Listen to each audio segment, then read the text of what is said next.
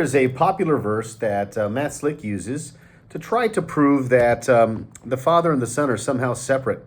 And a lot of the arguments that Trinitarians give are trying to prove that the Father and Son are separate because they think that proves the Trinity. And actually, in actuality, it does not. It actually refutes the Trinity because the word Trinity by itself means three in one. So you cannot say that they are separate persons because you already destroy or undermine the doctrine of the unity of the Trinity.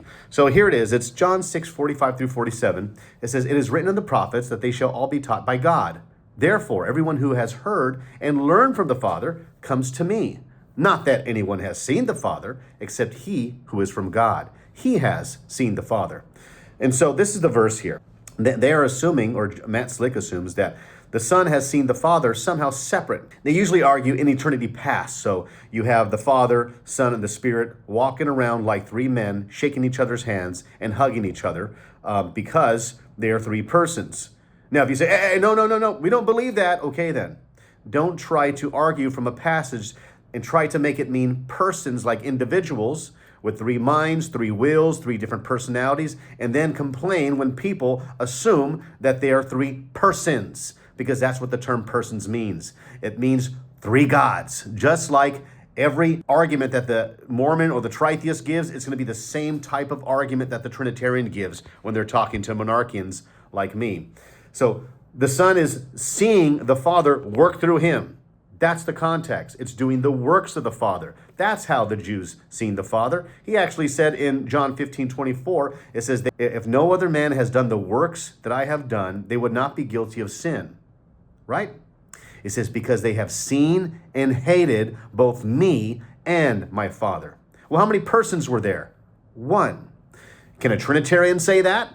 One person, meaning the Father and the Son?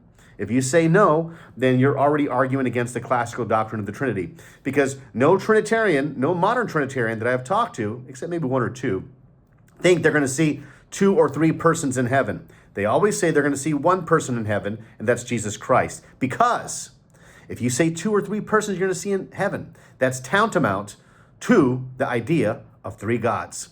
And so this is why we should not interpret that verse that way. Here's a parallel verse, John 8:37 through 39. It says, I know that you are Abraham's descendants, but you seek to kill me because my word has no place in you.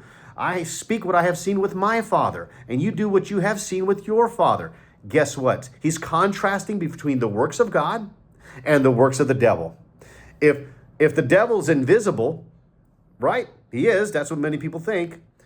And then God is invisible. Well, it's talking about the works. The works of God, the works of the devil. That's the contrast.